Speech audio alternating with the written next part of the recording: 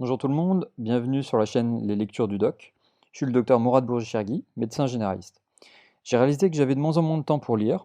J'ai décidé de proposer ce partage, issu d'ouvrages spécialisés en médecine, pour reprendre le temps de lire tout en diffusant du savoir. Aujourd'hui, on va parler des douleurs thoraciques. Comme d'habitude, si vous avez des idées de symptômes que vous aimeriez que je traite, laissez-moi votre idée en commentaire. J'essaierai d'en parler dans mes prochains épisodes. Donc c'est parti. Quelques chiffres permettent de mieux appréhender ce problème qui survient le plus souvent dans un contexte d'urgence. La douleur thoracique représente environ 5% des motifs de consultation dans les services d'urgence. On laisse repartir à leur domicile près de 5% des patients dont leur douleur thoracique est liée à un symptôme coronaire aigu. L'embolie pulmonaire est l'une des causes les plus fréquentes d'erreurs médicales. Quelques règles doivent guider la réflexion diagnostique. La rigueur de l'interrogatoire est un temps essentiel du diagnostic et l'on peut s'aider de la checklist PQRST, P pour facteur provoquant, Q pour qualité de la douleur, R pour région de la douleur, sans oublier ses irradiations, S pour sévérité ou intensité de la douleur, T pour évolution en fonction du temps, en particulier durée de la douleur.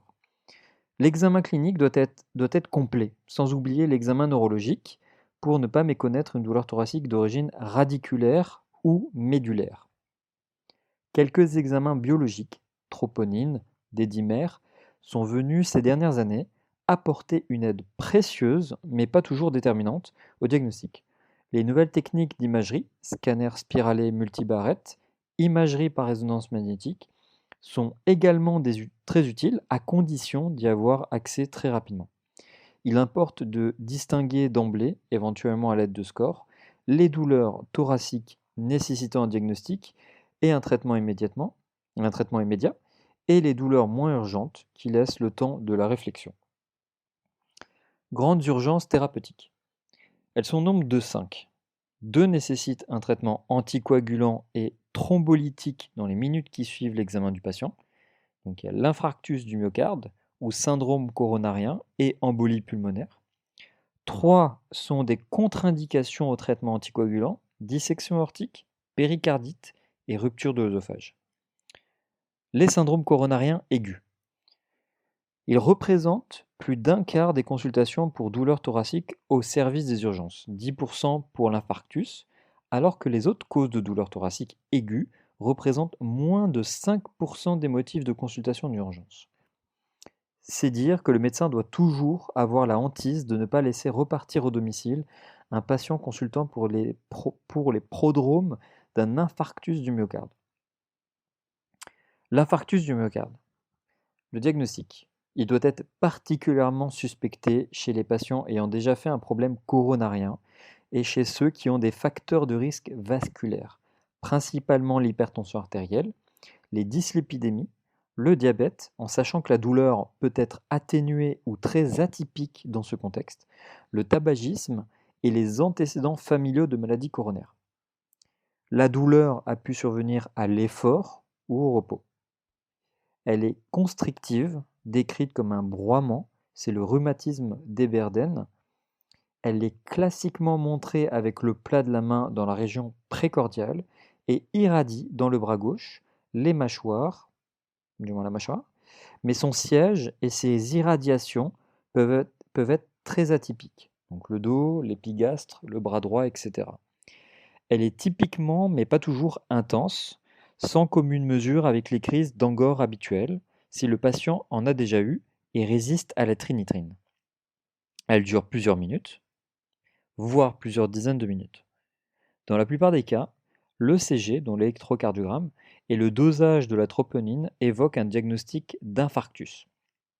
L'électrocardiogramme 12 dérivation montre habituellement le courant de lésion, donc sous décalage de ST, onde de Pardy, et les troubles de repolarisation dans le territoire infarci quelques heures avant l'apparition de l'onde Q. Néanmoins, il peut être normal pendant les premières heures ou difficile à interpréter, en particulier s'il existe un bloc de branche gauche. Dans ces cas, l'augmentation de la troponine incite à garder le patient, à faire une échocardiographie, à la recherche d'un trouble de la cinétique segmentaire du ventricule gauche, à doser la créatine phosphokinase et la créatine phosphokinase MB, et à refaire le CG quelques heures plus tard, voire à faire une coronarographie. Pour le traitement, faire le diagnostic d'infarctus impose plusieurs gestes d'urgence. Sédation de la douleur au besoin par les morphiniques, institution d'un traitement anticoagulant par de l'héparine et un antiagrégant plaquettaire double, aspirine et clopidogrel, voire prasugrel et ticagrelor, institution d'un traitement thrombolytique, par exemple Actilise, 100 mg en intraveineuse en 1 heure, éventuellement dans l'ambulance du SAMU qui conduit le patient aux urgences si le délai est estimé long pour réaliser une coronarographie ou dès l'arrivée aux soins intensifs cardiologiques avec angioplastie si nécessaire et possible sous perfusion d'antiagrégants, donc Réopro. En pratique, en région parisienne, la coronarographie peut être effectuée dans les 90 minutes suivant le début de la prise en charge et la thrombolyse n'a pas lieu. L'angor instable. Le diagnostic. Lorsqu'il n'y a pas d'élévation du segment ST, il peut s'agir d'un angor instable défini comme un angor d'apparition récente ou soudainement aggravé, survenant pour des efforts minimes ou même au repos, avec des crises de plus en plus sévères et prolongées. Un cas particulier d'angor instable est l'angor de Prinzmetal ou angor sympathique, survenant électivement en fin de nuit et surtout accompagné de troubles du rythme. Un angor lié à des spasmes coronaires peut survenir sur des coronaires normales, à la coronarographie ou ne présentant qu'une discrète plaque d'athérome.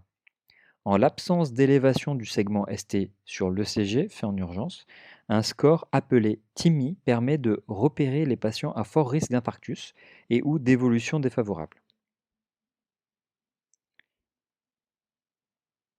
Le risque d'événements cardiovasculaires majeurs varie de 0,5% à 40% selon le score. L'hypertension artérielle, la dyslipidémie, le diabète, le tabagisme, l'antécédent familial de maladies coronariennes précoces font partie du tableau. Traitement. Faire le diagnostic d'angor instable doit également conduire à instituer en urgence un traitement par l'héparine, les antiagrégants et les bêta-bloquants, en l'absence de contre-indication et à réaliser rapidement une coronarographie. L'embolie pulmonaire.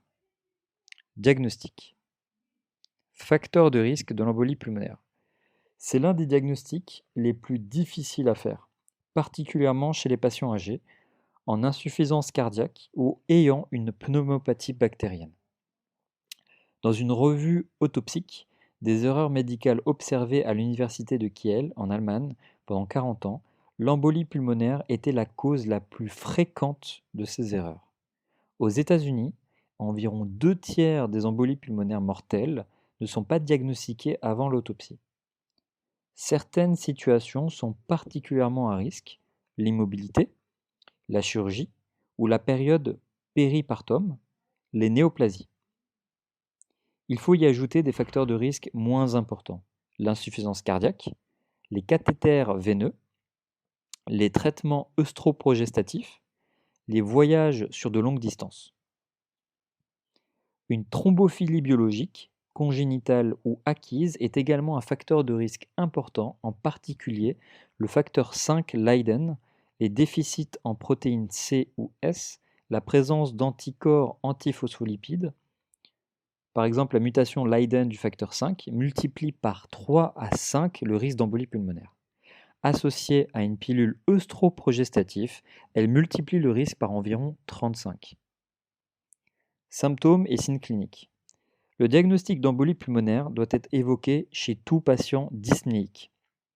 75 à 84% des cas d'embolie pulmonaire et ou ayant une douleur thoracique, qui représente 66 à 74% des cas d'embolie pulmonaire. La quasi-totalité des patients ayant une embolie pulmonaire présente au moins l'un de ces deux symptômes. L'examen clinique objective une tachypnée, donc supérieure à 16 mouvements respiratoires par minute, chez plus de 90% des patients, une tachycardie supérieure à 100 battements par minute chez 45% des patients, de la fièvre, parfois trompeuse, car orientant vers une pneumopathie, chez 43% des patients. En revanche, des signes cliniques de thrombophlébite sont présents chez moins d'un tiers des patients, d'où la nécessité de recourir à l'échodoppler veineux, en sachant que celui-ci est en défaut chez 30% des patients. Les examens complémentaires. Le diagnostic d'embolie pulmonaire est suspecté. 6 examens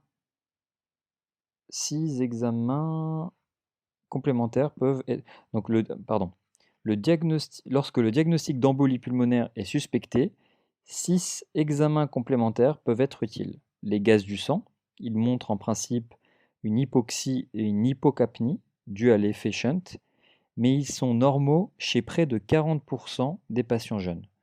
Le CG, l'échocardiographie, la mesure des dédimères, l'angioscanner thoracique ou à défaut la scintigraphie pulmonaire. Tous ces examens n'ont pas la même valeur diagnostique. Un taux de dédimère inférieur à 500 mg par millilitre avec une technique correcte, ELISA ou immunoassay, a une grande valeur prédictive négative. Il élimine le diagnostic d'embolie pulmonaire, sauf si la suspicion clinique est très forte. De même, un scanner spiralé, à condition d'être effectué rapidement, élimine le diagnostic d'embolie pulmonaire s'il n'y a aucun défect dans les artères pulmonaires. La négativité des autres tests n'élimine en rien le diagnostic d'embolie pulmonaire. Les scores. Différents scores ont été utilisés pour évaluer le risque d'embolie pulmonaire, le critère de Wells, de Wiki, de Charlotte et plus récemment le score de Genève. Les plus intéressants semblent être ceux qui utilisent uniquement des critères obtenus par l'interrogatoire et l'examen clinique. Ce sont les scores de Wells et de Genève, qu'on ne détaillera pas ici. Hop. Ensuite, en fonction de la suspicion clinique, score de Wells ou de Genève, des algorithmes ont été élaborés pour dicter l'escalade des examens complémentaires et l'attitude thérapeutique. Dans le cas particulier des embolies pulmonaires massives avec hypotension, l'ECG et l'échocardiographie au lit du patient sont des examens très utiles. Traitement. Le traitement des embolies pulmonaires hémodynamiquement stable repose sur l'héparine en urgence. Héparine non fractionnée avec une dose initiale de 20 unités par heure par kilogramme, donc la calciparine, l'héparine de bas poids moléculaire. Au domicile du patient, le traitement de première intention, en l'absence d'allergie connue à l'héparine, est une héparine de bas poids moléculaire. Par exemple, enoxaparine, 2 injections sous-cutanées par jour en fonction du poids du patient, le relais par une antivitamine K, coumadine, préviscan, cintron, peut être pris dès la 24e heure, ceci afin d'éviter une éventuelle allergie à l'héparine, qui survient exceptionnellement avant le 5e jour. La durée du traitement anticoagulant après une embolie pulmonaire doit être d'au moins 6 mois, car en particulier, pendant cette période se démasquent les éventuels cancers responsables. Cette éventualité est observée chez 7 à 10% des patients pour les étiologies des maladies thromboemboliques, voire aussi les phlébites. Parmi les nouveaux anticoagulants oraux, seul le rivaroxaban, Xarelto, a obtenu l'AMM dans cette indication. Donc après, là, c'est à mettre avec des parenthèses, entre parenthèses, parce que ce bouquin date de 2013, si je ne dis pas des bêtises. Du coup, ça a pas mal changé dernièrement. Il n'y a pas de surveillance spécifique à réaliser. Cependant, nous recommandons la prudence compte tenu de leur caractère récent, de l'absence d'antidote et de l'absence de techniques permettant de diagnostiquer un surdosage. L'efficacité dans les essais thérapeutiques est équivalent au traitement classique et le risque hémorragique grave semble un peu plus faible. La dissection aortique. Le diagnostic. Elle doit être particulièrement évoquée chez l'homme âgé et hypertendu. 3/4 des patients, mais aussi au cours du syndrome de Marfan et de certaines maladies systémiques, maladies de Horton, polychondrite atrophiante, etc. La dissection elle-même peut être précédée par un hématome disséquant intrapariétal. Le diagnostic est assez facile, Du moins, il est assez facilement évoqué si la douleur est d'emblée très intense, transfixiante, et si on trouve à l'examen un souffle d'insuffisance aortique, dissection de type A de la classification de Stanford, ou l'abolition d'un pouls radial ou d'un pouls au membre inférieur. Une paraplégie brutale, parfois régressive, est également possible. Néanmoins, il existe aussi des présentations très trompeuses, comme des tableaux de péricardite aiguë. La radiographie de thorax faite en urgence peut révéler un élargissement du médiastin, une perte du contour aortique, un épanchement pleural. L'association douleur d'emblée très intense à type de déchirement, abolition d'un pouls ou d'une asymétrie tensionnelle, élargissement du médiastin sur radiographie de thorax, permettent de suspecter plus de 95% des dissections aortiques. En fait, le diagnostic repose sur l'échocardiographie en cas de dissection de l'aorte ascendante et ou l'angioscanner à faire en grande urgence. La mise en évidence d'un faux chenal ou d'un hématome intrapariétal confirme le diagnostic de dissection ou d'hématome disséquant de l'aorte. Le traitement. Une fois le diagnostic porté, il est urgent de ne pas donner d'anticoagulants et de contrôler une éventuelle hypertension à l'aide d'antihypertenseurs, vasodilatateurs et de discuter l'indication d'un remplacement aortique en urgence. Malgré ces mesures, la mortalité hospitalière de la dissection aortique est de l'ordre de 25 à 30% des cas. La péricardite aiguë. Le diagnostic. Les symptômes évocateurs sont par ordre de fréquence décroissante. La douleur, plus de 50% des cas. La dyspnée, donc difficulté respiratoire, 25 à 40% des cas. Et la fièvre, 17% des cas. La douleur peut irradier dans le dos, le cou, les épaules, comme celle de l'infarctus, mais elle est particulière par son augmentation en inspiration et sa décroissance en position assise et penchée en avant. Un frottement péricardique est constaté chez les 3/4 des patients. C'est un frottement à 3 temps, entendu au mieux au bord gauche du sternum, allant d'apex. Il est absent lorsque l'épanchement est abondant.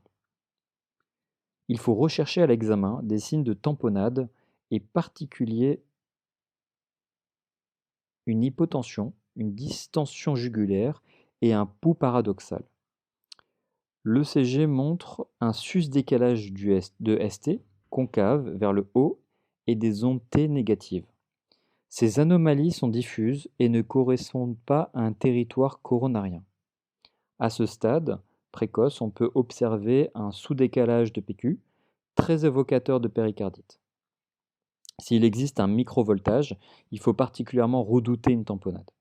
Dans ce cas, la silhouette cardiaque est généralement nettement élargie sur le cliché de thorax de face. La biologie montre habituellement un syndrome inflammatoire avec augmentation très précoce de la CRP. De façon trompeuse, elle peut montrer une élévation de la troponine. L'examen complémentaire incontournable est l'échocardiographie lorsqu'elle montre un épanchement circonférentiel. Lorsque le tableau est atypique et les signes ECG discrets ou absents, et s'il n'y a pas de frottement péricardique, il faut se rappeler qu'un décollement péricardique minime peut être physiologique et ne suffit pas à affirmer la péricardite. En cas d'épanchement abondant, mais localisé essentiellement dans la région postérieure, il faut vérifier que l'échographiste est expérimenté et n'a pas confondu un épanchement pleural avec un épanchement péricardique. Si le diagnostic de péricardite aiguë est retenu, elle est le plus souvent d'origine virale. Mais il ne faut pas méconnaître d'une part la tuberculose, d'autre part quelques maladies systémiques, lupus érythémateux systémique et maladies de style essentiellement. Le syndrome de Dressler, péricardite aiguë observée au décours de l'infarctus du myocarde, est devenu très rare. Enfin, chez le patient qui a subi une radiothérapie médiastinale ou mammaire, même 15 ans auparavant, il ne faut pas méconnaître une péricardite post-radique. En termes de traitement, le traitement repose, dans la majorité des cas, sur les anti-inflammatoires, aspirine 2 à 3 grammes par jour, en essayant d'éviter la prednisone, sauf s'il s'agit d'un lupus ou d'une maladie de style. On peut y associer la colchicine, qui diminue probablement la fréquence des récidives. Les anticoagulants doivent bien sûr être évités, car il risquerait de transformer un épanchement à liquide clair en hémopéricarde. En cas de tamponnade, un drainage péricardique est indiqué en urgence. Il est inutile de faire dans ce cas une biopsie péricardique qui le plus souvent n'éclaire pas sur la cause de la péricardite. Les ruptures œsophagiennes. Diagnostic. C'est le fameux syndrome de Borave, décrit plus en détail dans un autre chapitre, qui survient généralement après d'importants efforts de vomissement, principalement chez des patients âgés ou alcooliques. C'est un diagnostic particulièrement difficile, surtout lorsque les vomissements sont absents. Le patient se plaint alors généralement de dyspnée, toux, fièvre et douleur abdominale haute.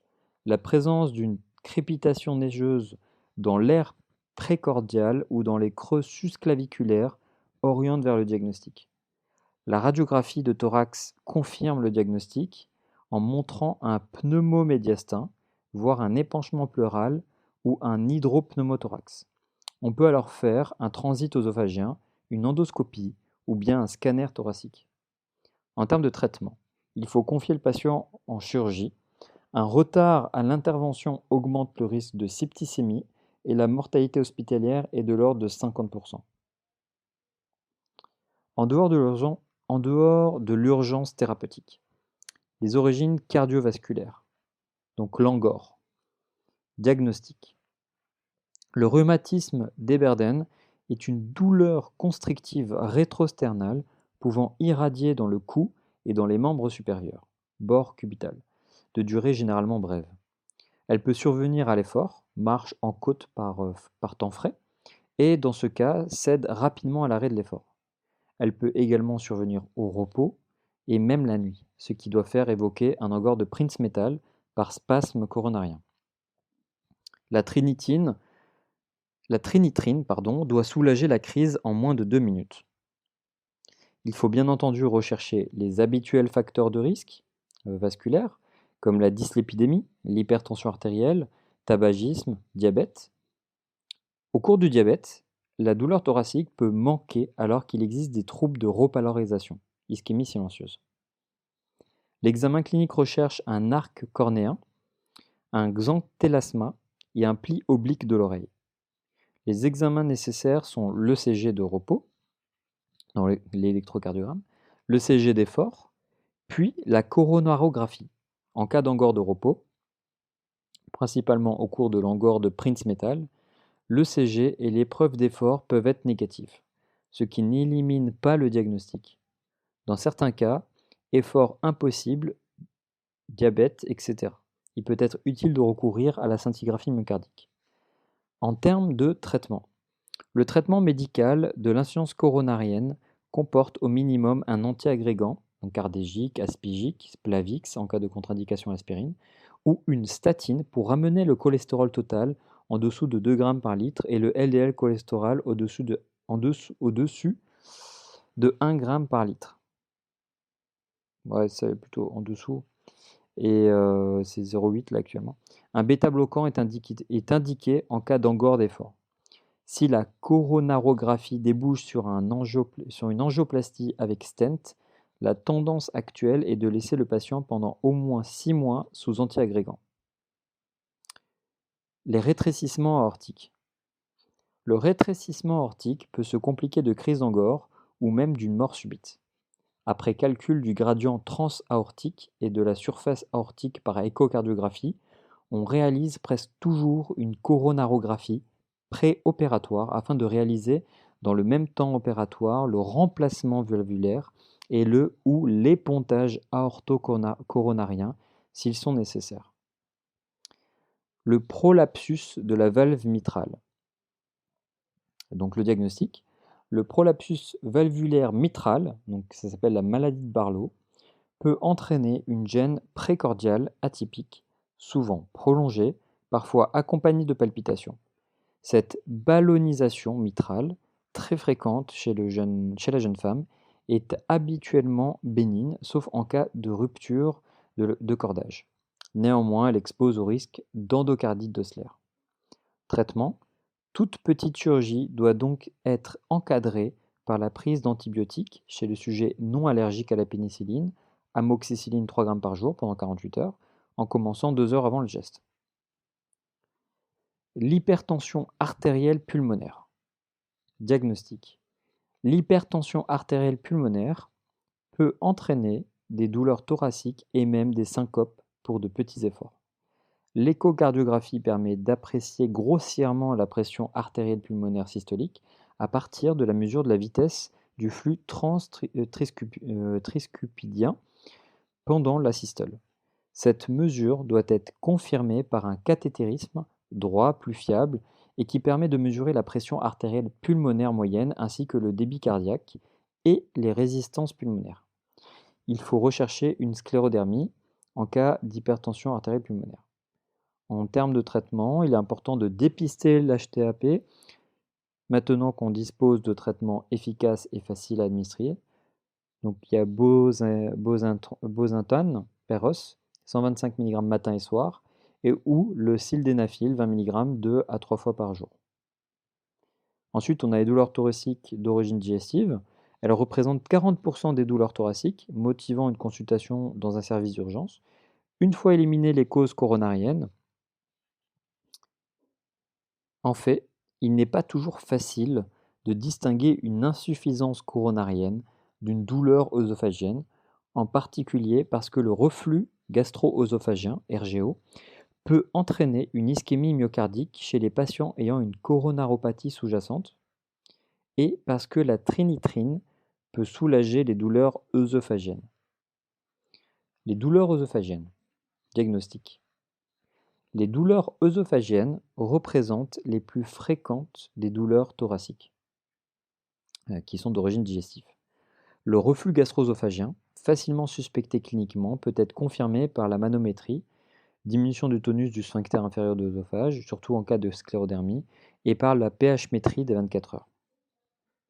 La fibroscopie œsogastro-duodénale permet également de visualiser sa principale complication, qui est l'endobrachiosophage. En termes de traitement, le traitement repose sur les inhibiteurs de la pompe à protons, donc les oméprazole 20 mg le soir, associés aux agents physiques anti-reflux, donc par exemple le Gaviscon.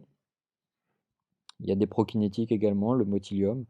En cas d'échec, une plastie anti-reflux peut être réalisée sous soliochirurgie, y compris chez les patients sclérodermiques. S'il n'y a pas de reflux, la manométrie permet de distinguer les achalasies par perte du péristaltisme œsophagien et au contraire les hyperpéristaltismes, en particulier l'œsophage casse-noisette amélioré par les dérivés nitrés. L'ulcère gastrique ou duodénal. Diagnostic. Un ulcère gastrique ou même duodénal peut se traduire par des douleurs thoraciques. Le diagnostic est confirmé par la fibroscopie avec biopsie à la recherche d'un Helicobacter pylori. Une infection à Helicobacter peut d'ailleurs être diagnostiquée en l'absence de biopsie par un test respiratoire. Le traitement, quant à lui, en est très standardisé. Donc là, il y a un protocole, je me semble que ça a changé par rapport à ce qui est noté là. Là, ils mettent oméprazole, 40 mg pendant un mois, puis 20 mg le soir pendant un mois, et de l'amoxicilline 2 grammes par jour pendant 2 semaines, le Zeclar 1 gramme par jour pendant 1 semaine à 10 jours. Depuis peu, on conseille une trithérapie en rajoutant du métronidazole, Flagyl 1 gramme par jour, le bismuth est de nouveau disponible sous forme de Pilera, en association avec 2 antibiotiques, tétracycline et métronidazole. Ensuite, on a les cholécystites et les angiocolites. Donc le diagnostic, certaines cholécystites et ou angiocolites sont révélées par une douleur rétrosternale basse plutôt que par une douleur sous-costale. Cette présentation très trompeuse peut être ramenée à sa cause par une bonne échographie hépatobiliaire, si besoin un scanner abdominal. Voire une écho-endoscopie par voie duodénale sous anesthésie générale.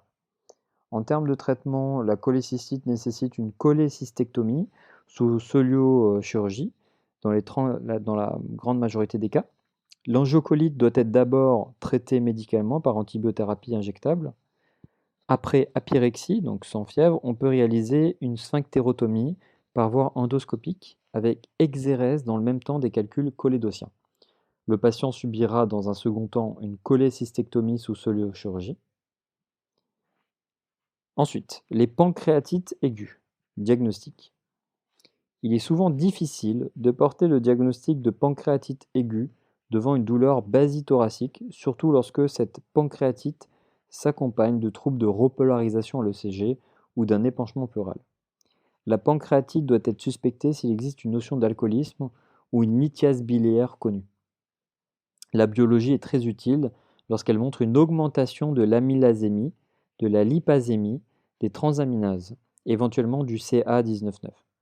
Il ne faut pas omettre de doser les triglycérides dès le premier examen, car les grandes hypertriglycéridémies, au-delà de 10 grammes par litre, sont une cause de pancréatite aiguë, et parce que le taux de triglycérides se normalise très rapidement, en moins de 48 heures. L'échocardiographie hépatobiliaire et le scanner abdominal peuvent aider à confirmer le diagnostic, mais ils peuvent aussi être faussement rassurants. En termes de traitement, le traitement de la pancréatite aiguë est dans l'immense majorité des cas médical et repose surtout sur l'alimentation parentérale avec arrêt des apports per-os. En cas de pancréatite d'origine biliaire, il faudra dans un second temps pratiquer le traitement chirurgical de cette lithiase biliaire. Donc les colopathies fonctionnelles. Diagnostic. Les colopathies fonctionnelles peuvent être prises pour un angor lorsque la douleur provient de l'angle gauche du côlon. La radiographie de thorax et l'abdomen sans préparation peuvent faire suspecter l'origine colique si elle montre beaucoup d'air dans l'angle gauche. Ensuite, nous avons les douleurs pleuropulmonaires. Donc, il y a les pneumonies, donc les infections pulmonaires. Diagnostic. La pneumonie est en principe facile à diagnostiquer chez un patient fébrile avec un point de côté thoracique, une toux grasse, une expectoration mucopurulente et lorsque l'auscultation met en évidence un foyer de râle crépitant.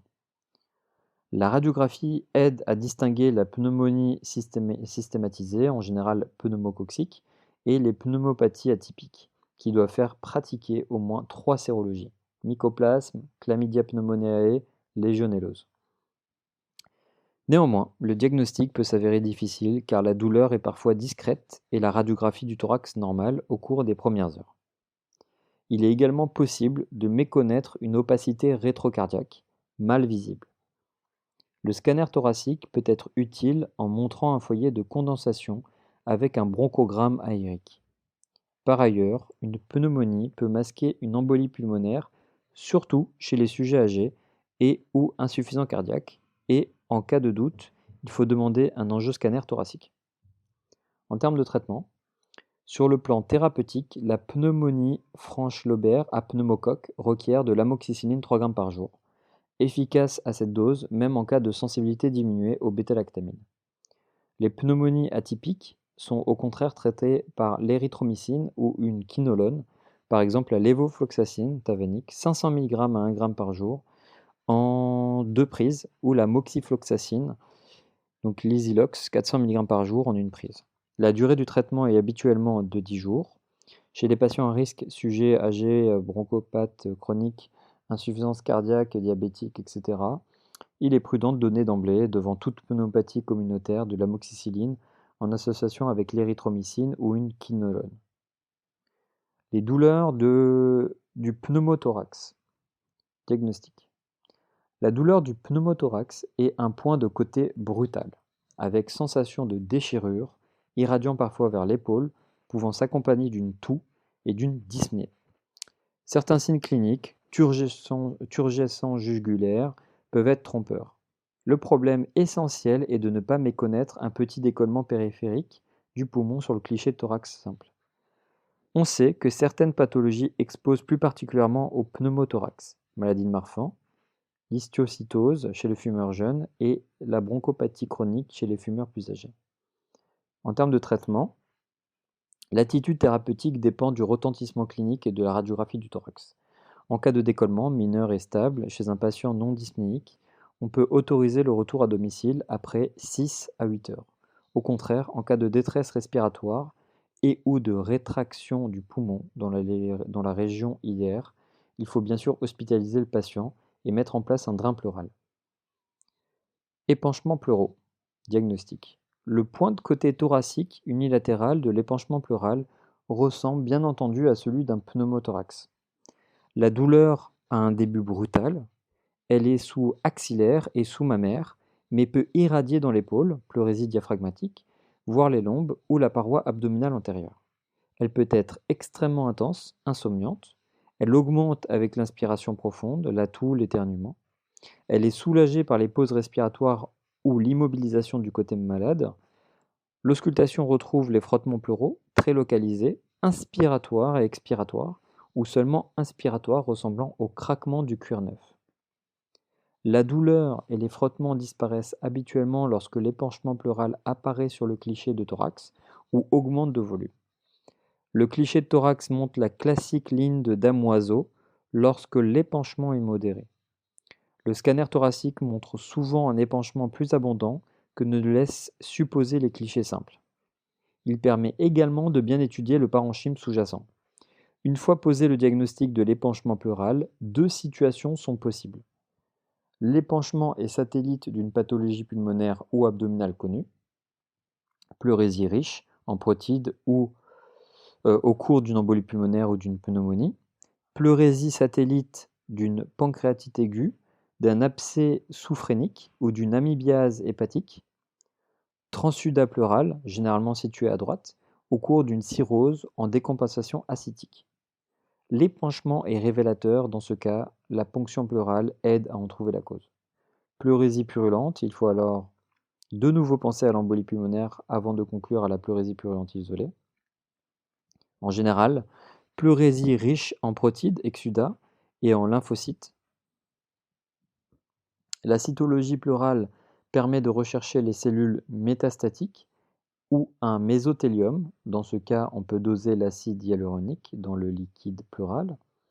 Le contexte peut suggérer une tuberculose et si les recherches de BK sont négatives, il faut aller jusqu'à la biopsie pleurale.